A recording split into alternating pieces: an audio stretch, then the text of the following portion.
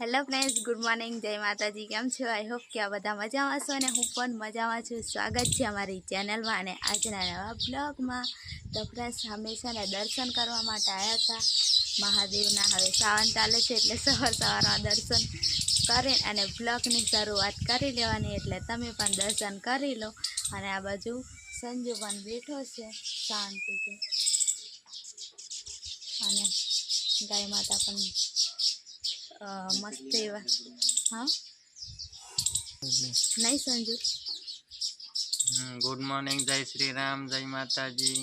તો અમારા વિડીયો ગમતા હોય, તમને વાડીના નવા ફ્રેન્ડ જોડાતા હોય તે સબસ્ક્રાઈબ કરી દેવાની, લાઈક પણ કરી દેવાની જોડે જોડે. આ ચટલા માળા કેવા બનાવે મસ્ત એવા. અને તો ફ્રેન્ડ્સ, હવે અમારે કામ પર જવાનું છે તો ટિફિન એવું બધું બનાવી લીધું, પણ અમે દર્શન કરવા માટે આવ્યા હતા. તો હવે જઈએ અને કામ પર જવાનો ટાઈમ પણ થઈ જશે. તો હવે હું ચાના ને એવા બધા વાસણ ઘસી લઉં, નહીં સંજુ? તો હવે સંજુ તો જાય છે. હર હર મહાદેવ. હવે અમે કામ પર જઈએ છે અને મહાદેવ તો જોડે જ રહે ને, એવું નહીં કહેવાનું કે અમે જઈએ છીએ કામ. દરવાજો વાંખેલો.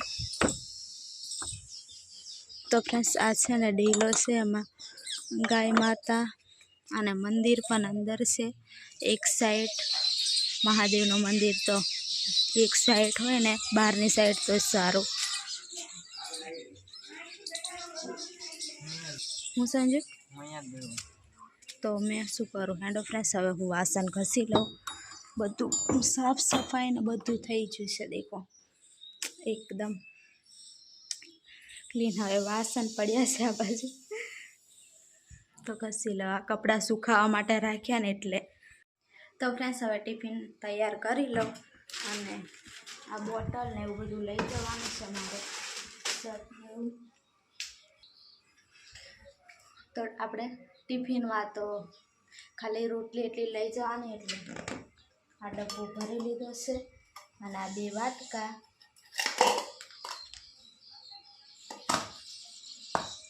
આમ કરીને હવે બાંધી લઉં.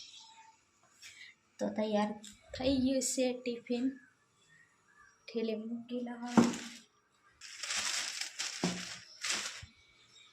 તો ટિફિન તૈયાર થઈ ગયો અને વહેલાહાર ટાઈમ પણ હવે થઈ ગયો છે અને બધું વહેલાહાર કામ પૂરું થઈ ગયું. તો હવે જઈએ. તો ફ્રેન્ડ્સ, અમે જઈએ છીએ હવે કામ પર. અને દેખો આ બાજુ કેવું બધું લોકેશન. તો ફ્રેન્ડ્સ, અહીંયા છે ને મેન હાઈવે નજીક જ છે. અમે કામ પર જઈએ છીએ તો કેટલું મસ્ત હાઈવે ને, તો એટલું મસ્ત છે ને. તો અમે અહીંયા ઊભા રહીએ છીએ બાઇક લઈને.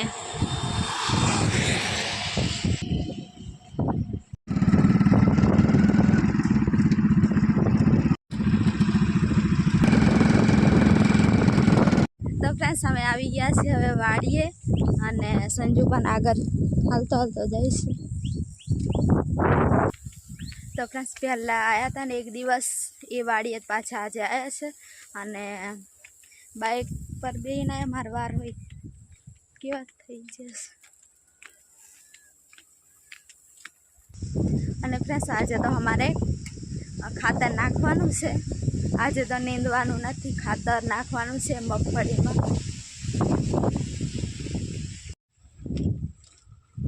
સંજુ કઈ બાજુ ટિફિન લઈ ગયા?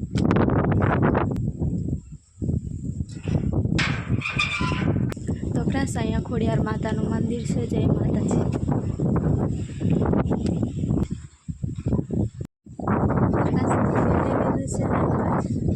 ખાતર પણ છે.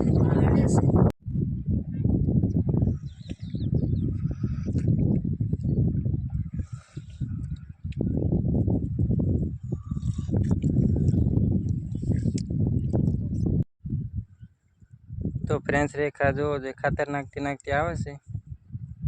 બેન 2 હાથે નાખવાનું.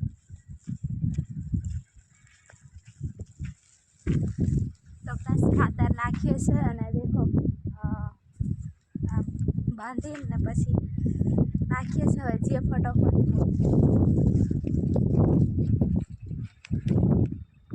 તો બસ ખાતર નાખી દીધું છે અને હવે સંજુ ગયો છે મૂકવા માટે એના રસ્તા સુધી મૂકવા ગયો છે બાઇક લઈને અને હું અહીંયા ખડ બીનું છું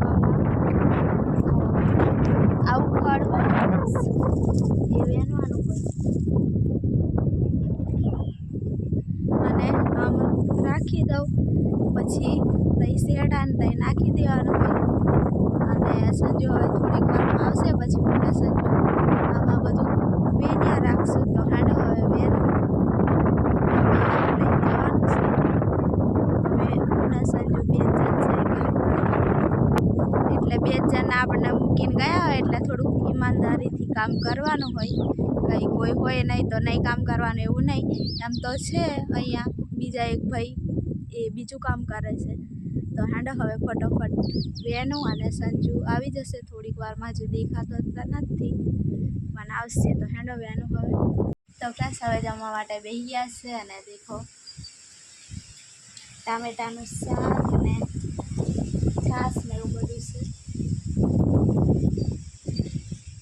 તો હાંડો હવે જમી લઈએ હું તો ચાલુ જ કરી દઉં ખાવા તો ફ્રેન્ડ્સ હવે જમી લીધું છે અને હવે અહીંયા આરામ કરવા માટે આવી ગયા તો દેખો સંજુ આ બાજુ આરામ કરે છે અને વાડી તૈયાર ને એવું બધું છે તે દિવસ ત્યાં આરામ કરતા હતા પણ આજે અહીંયા આવતા રહ્યા મસ્ત એવું ખુલ્લું અને અહીંયા પણ છે રૂમ પણ અહીંયા લોક મારેલું છે એટલે અમે આ બાજુ બેસી ગયા નહીં સંજુ અંદર બધું મૂકેલું છે અને અહીંયા છે ને ફૂલ પવન જાય છે એટલે મસ્ત તૈયારીમાં તો ઊંઘ આવી જાય ને હજી 1 કલાકની અમારે હું છે સંજુ રિસીસ આપણે પ્રાથમિક શાળામાં જતા હોય તો રિસીસ પડે નહીં આપણે તો લંચ પડ્યો તો હવે તમને સાડા 12 થી 2 નો લંચ અમારે અને સંજુ પણ હવે બ્લોગ ચાલુ કરે એટલે સંજુ પણ બેસી ગયો છે નહીં સંજુ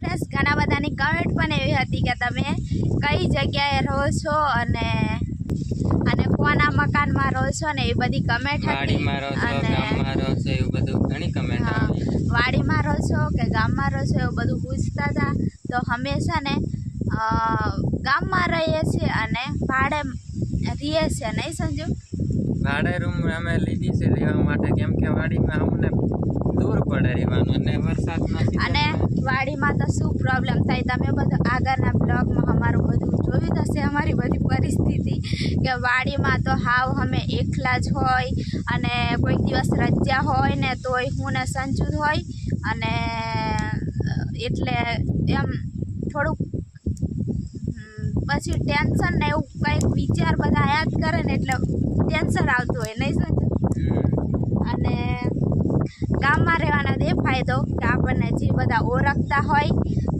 અહીંયા અમે બહાર કાઠિયાવાડ બાજુ જ કામ કરવાયા છે પણ અહીંયા ગામ છે ને ત્યાં અમે ભાડે રૂમ રાખીને દઈએ છીએ અને વાડીમાં કામ કરવા જવાનું એટલે આખો દિવસ કામ કરીને આવે અને પછી રાંધી ખાઈને અને પછી બધા જોડે આપણે બેસતા હોય ને એવું બધું હોય તો કેટલું એમ થોડુંક માઇન્ડ ફ્રેશ થઈ જાય અને મજા આવે અને વાડીમાં તો હાવ અમે એકલા થઈ જાય ને બીજો પ્રોબ્લેમ એ હોય અમારે કે સંજુ કંઈક ગયો હોય તો હું હાવ એકલી જ થઈ જાઉં અને વાડી તો તમે દેખી હશે કે વાડીઓમાં છે ને વધારે કોઈ માણસો કામ કરવાવાળા દિવસે હોય પછી રાતે કોઈ હોય નહીં અને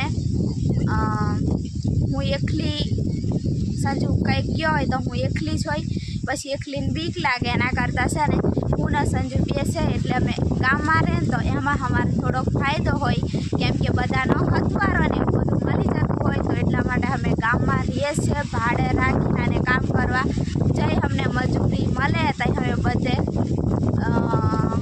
એક સેટના ત્યાં પૂરું થઈ જાય એટલે બીજાવાળું ગોઠવી દઈએ એટલે બીજી જગ્યાએ જઈએ તો એવું બધું છે તો આજે રજા કરી હોય તો રજા કરી લેવાય આરામ કરી લેવાય શાંતિથી કંઈ ટેન્શન જ નહીં હોય અને મતલબમાં હવે ચોમાસાના દિવસમાં વાડીમાં વરસાદ વધારે ઓછો હોય અને વાડીમાં રહેતા હોય ને કંઈક પ્રોબ્લેમ થાય તો અમે 2 જણ શું કરીએ એમ ગામ તો હંમેશા બધી જગ્યાએ અમે ગયા ને તો ગામ તો દૂર જ હોય વાડી તો હાવ એકલી જ હોય એટલે ગામમાં છે ને વરસાદ પડે કે ગમે એ થાય પણ શાંતિથી રહેવાય બધા વચ્ચે, ગામ વચ્ચે, એટલે તો એવું બધું છે નહીં સમજે.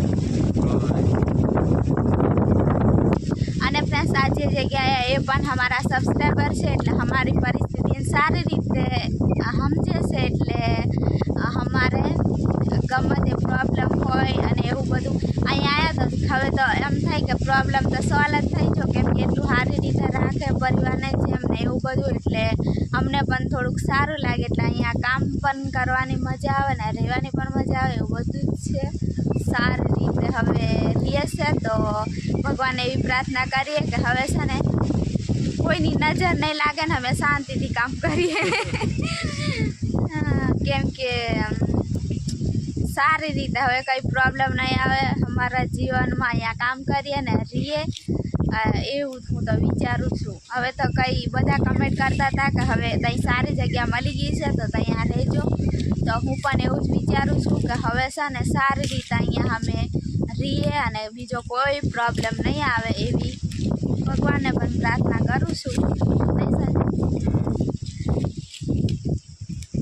તો ફ્રેન્ડ્સ આપણે તો બ્લોગ આજે ના આજે તો અપલોડ કરવાનો છે, એટલે હવે આ બ્લોગ અહીંયા સુધી જ રાખી દઈશ અને સપોર્ટ આપતા રહેજો, થોડો ઘણો અમારા બ્લોગ જોતા રહેજો.